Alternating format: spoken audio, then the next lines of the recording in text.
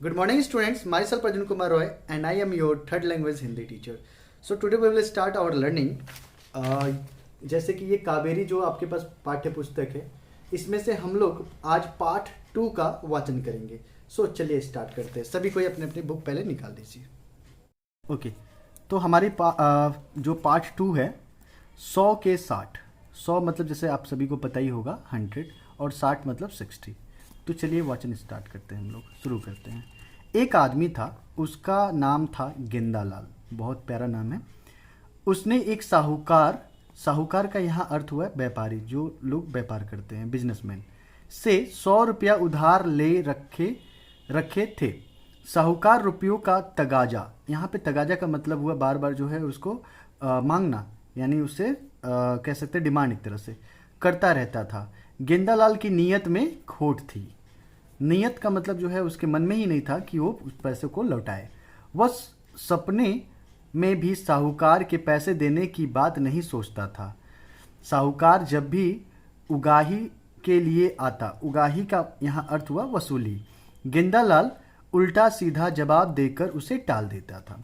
साहूकार तगाजा करते करते थक गया, कह कर हार गया. वह संदेश भेज कर परेशान हो गया. आखिर एक दिन साहूकार बगल में बही खाता दबाकर गेंदालाल के घर ही जा धमका. देखा कि सामने उसका बेटा खड़ा था. साहूकार ने उससे पूछा, क्या गेंदालाल घर में है? गेंदालाल का बेटा भी अपने पिता की तरह चालाक था. उसने कहा, नहीं, पिताजी तो बाहर गए हैं. साहूकार ने पूछा, कहाँ गए हैं? बेटा बोला, गांव.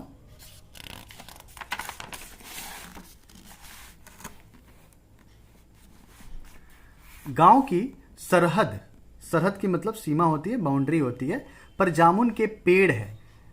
वहीं से वे जामुन की गुठलियां लेने गए हैं. साहूकार ने हैरान होकर पूछा, जामुन की गुठलियां? क्या करेंगे गुठलियों का? बेटा बोला, पिताजी कह रहे थे कि अपने खेत में जामुन की गुठलियां बोएंगे, उनसे पेड़ उगेंगे, फिर वे पेड़ बड़े होंगे, उन पर जामुन लगेंगे. पिताजी पेड़ के जामुन बाजार में ले जाकर बेचेंगे. जामुन बेचकर जो पैसा मिलेंगे, उन पैसों से वे अपना कर्ज अदा करेंगे. साहूकार समझ गया कि इस गेंदालाल के से कभी पैसे वसूल नहीं होंगे. वह वहां से लौटा, लेकिन कुछ दूर पर खड़े होकर गेंदालाल का इंतजार करने लगा. थोड़ी देर में गेंदालाल घर लौटा.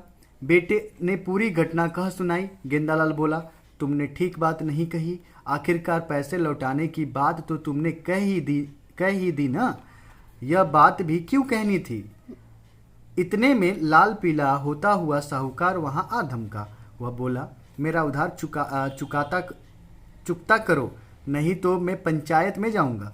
गेंदालाल ने कहा, कौन इनकार कर रहा है? सेठ जी, आप पंचों को इकट्ठा कर लीजिए. पंच जो कहेंगे मैं कबूल कर लूंगा. कबूल मतलब वो मान लेगा. पंच कहेंगे तो हाथ नगद गिन दूंगा. पंच बैठे. पंचों ने समझौता कराने की कोशिश की. हाँ ना करते करते आखिरकार पंचों ने 100 के 60 देने की बात तय कर दी. कहने का यह मतलब हुआ कि 100 का उधारी था और 60 पे जो है निपटारा कर लिया गया, मतलब सेटलमेंट कह सकते हैं. गेंदालाल बोला, 60 रुपये तो बहुत ज्यादा होते हैं, कुछ कम कर देंगे तो मैं इसी समय चुका दूंगा. फिर पंचों ने 2 इधर से कम किए, 2 उधर से कम किए और इस तरह 20 रुपये कम कर दिए. इसके बाद तो कुल 30 रुपये ही देने को बचे. गेंदालाल ने साहूकार से कहा, वाह, पंचों ने कैसा बढ़िया इंसाफ किया. इंसाफ मतलब यहाँ पर न्याय की बात है. लीजिए, मैं अभी रकम दिए देता हूँ. ये 10 तो नगद दे रहा हूँ, 10 दिला दूंगा और बचे हुए 10 का तो लेना क्या देना क्या.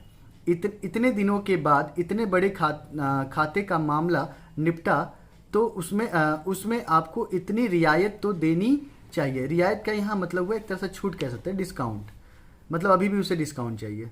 साहूकार कुछ समझ ना पाया. उसने पूछा, रियायत? कैसे रियायत? गेंदालाल बोल पड़ा, सेठ जी, पहले ध्यान से सुन लीजिए, फिर इस हिसाब को अपने बही खाता में लिख डालिए. लिखिए, 100 के 60 आधे गए नाट, नाट का मतलब खत्म हुआ, आधा मतलब घट गया। 10 दूंगा 10 दिलाऊंगा, और 10 का क्या लेना क्या देना। गेंदालाल की चतुराई देखकर साहूकार भी हंस पड़ा। गेंदालाल का बेटा बोला, पिताजी देखिए सेठ जी हंस रहे हैं, लगता है वे अपनी बातों से प्रसन्न हो गए हैं, आपकी बातों से प्रसन्न हो गए हैं। गेंदालाल ने कहा, हाँ हंसना तो चाहिए ही, आज इन्हें नगद पैसे जो मिले हैं। तो इस तरीके से जो है हमारा ये पाठ है। उम्मीद करता हूँ कि आप सभी को समझ में आया।